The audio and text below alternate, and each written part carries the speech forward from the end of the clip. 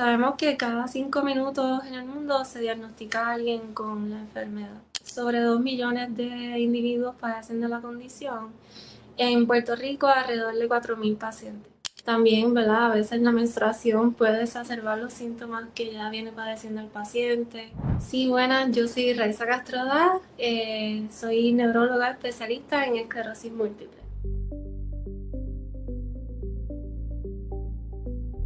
Sí, se entiende que hay un factor hormonal que influencia en todas las enfermedades autoinmunes y particularmente también en esclerosis múltiple.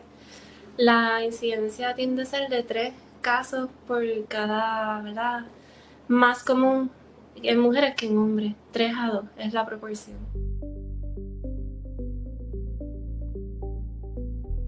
La realidad es que en términos de respuesta a tratamientos, no.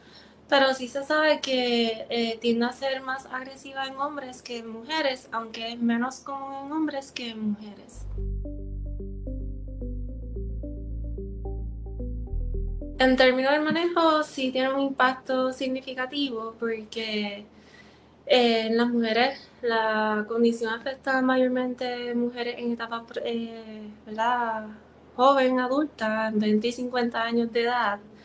Así que hay que tomar en cuenta primero eh, factor de embarazo, antes la planificación, durante el embarazo, el riesgo que aumenta luego del embarazo.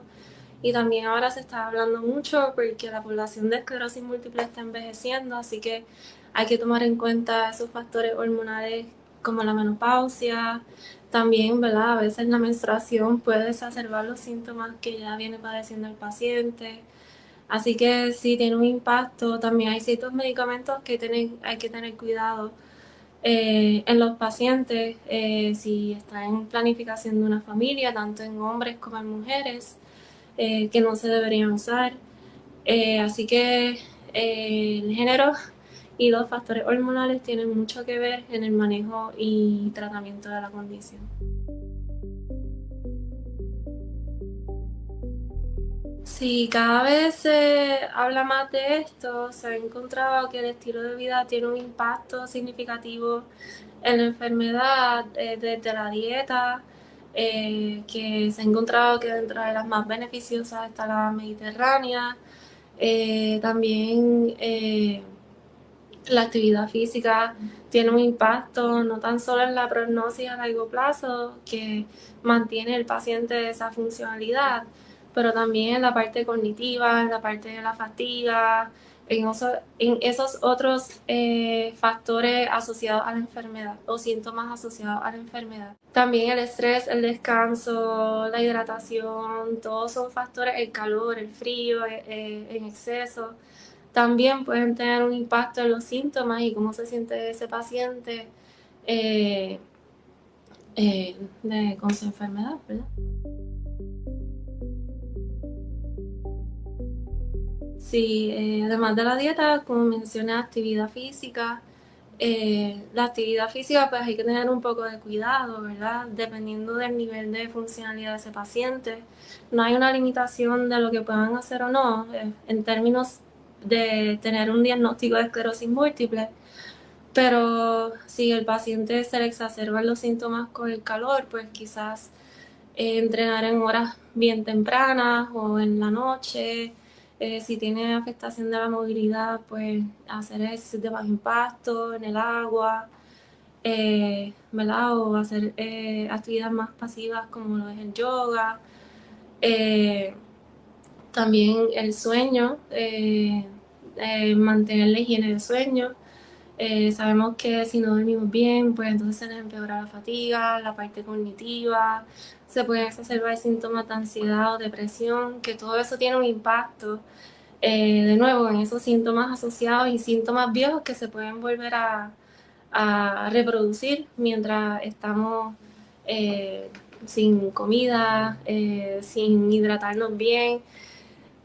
Estar muy ansioso, la depresión también puede impactar la fatiga, a la misma vez nos impacta el sueño.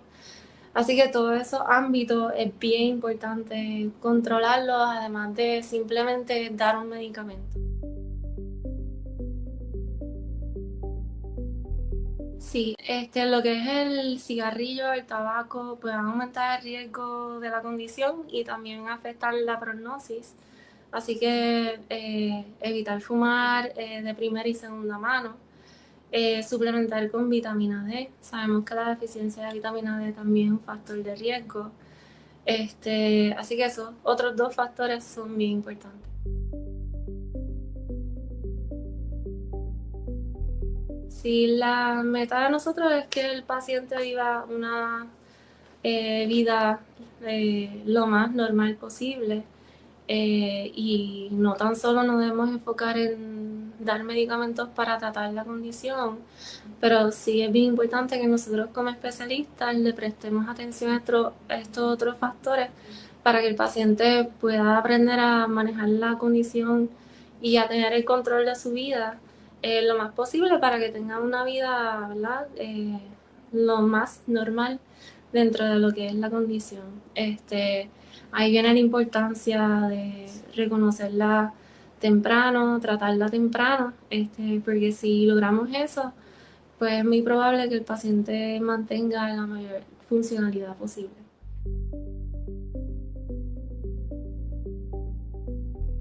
La fatiga es uno de los síntomas más comunes y hay muchas veces que necesitan acomodos razonables, tanto por la fatiga o los síntomas cognitivos. También movilidad, quizás es un factor limitante en estos pacientes y pues necesitan también acomodos razonables o algún tipo de equipo asistido. Sí, tanto, ¿verdad? El médico, pero también la familia tiene que estar bien orientada.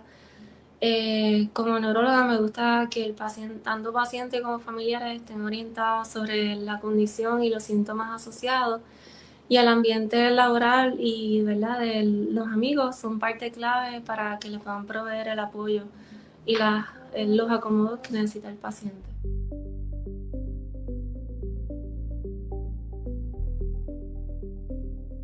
En términos del diagnóstico, pues es importante hacer un historial, examen físico. En ese primer encuentro es bien importante explorar si el paciente, desde cuándo empezaron los síntomas del paciente.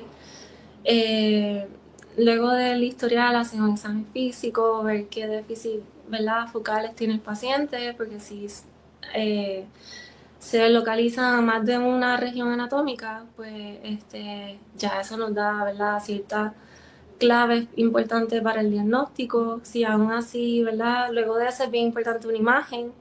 Si el paciente no tiene lesiones clásicas de esclerosis múltiple, pues no cumple el criterio, así que la imagen es parte esencial de ese diagnóstico. Muchas veces aún así no está claro el diagnóstico y entonces tenemos que movernos a hacer estudios adicionales como lo es la punción lumbar. Ahora tenemos los marcadores de sangre, otros laboratorios para descartar otras posibles enfermedades que pueden causar lesiones similares en cerebro o en el sistema nervioso central. Y una vez, ¿verdad?, confirmamos el diagnóstico, hemos descartado todas estas posibilidades, pues nos movemos a orientar al paciente sobre lo que es la enfermedad. Hablamos sobre la condición, sobre lo que es una recaída, pseudo recaída, lo que hemos hablado hasta ahora, los cambios en estilo de vida que les van a beneficiar o que tengan que hacer. Se le proveen fuentes adicionales de dónde obtener información confiable. Además de eso, luego es importante que el paciente se oriente sobre las distintas terapias y que sea una decisión mutua e informada la del tratamiento que se va a escoger para la condición. Y luego de eso, pues igual como hemos hablado de nuevo, hablar sobre planes familiares, laborales y sobre todos esos acomodos que quizás sean necesarios para el paciente.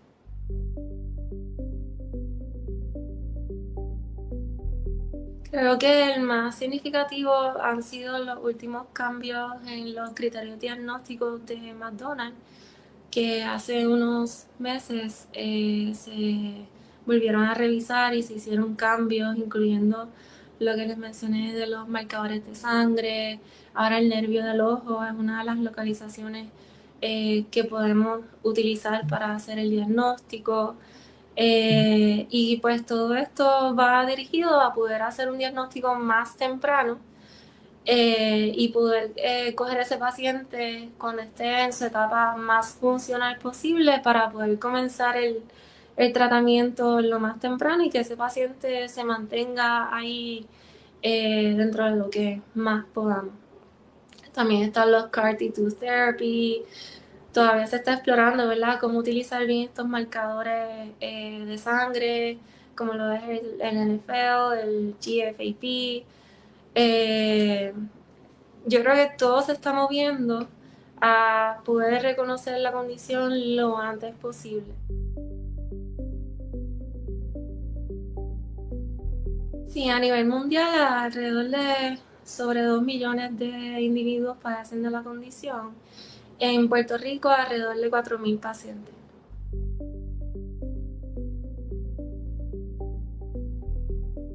Sí, sabemos que cada 5 minutos en el mundo se diagnostica a alguien con la enfermedad. La realidad es que ahora antes no teníamos los estudios como son las resonancias magnéticas, no teníamos estos marcadores, no teníamos, ¿verdad?, toda esta información de tanto de resonancia magnética, que se han identificado los marcadores también en MRI, que podemos utilizarlos para asegurarnos que es la condición y no es otra cosa. Todo esto ha llevado a que la tasa, ¿verdad?, de la incidencia de la condición siga aumentando con el tiempo porque se nos hace más fácil diagnosticarla más temprano. No teníamos marcadores de sangre, la resonancia magnética, y pues habría que dejar el tiempo pase y ver si el paciente desarrolla nuevas lesiones, tiene otra recaída, y pues la incidencia en aquel entonces pues se piensa que era más baja por eso. La frase que nos debemos de llevar del día de hoy es la importancia de la concientización, de informar a los pacientes que no tengan miedo a un diagnóstico, que si piensan que pudiesen tener la condición, vayan y se chequeen, y que nos movamos a perder el miedo a recibir el diagnóstico. Hay terapias efectivas para poder hacer un diagnóstico temprano y que ese paciente se haga funcionar.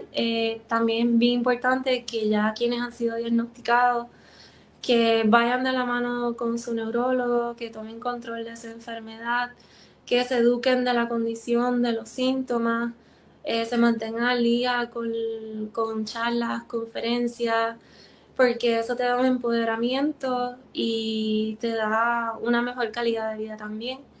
Y que no abandonen su salud, que mantengan los cuidados con sus médicos primarios y otros especialistas, que no pierdan su seguimiento.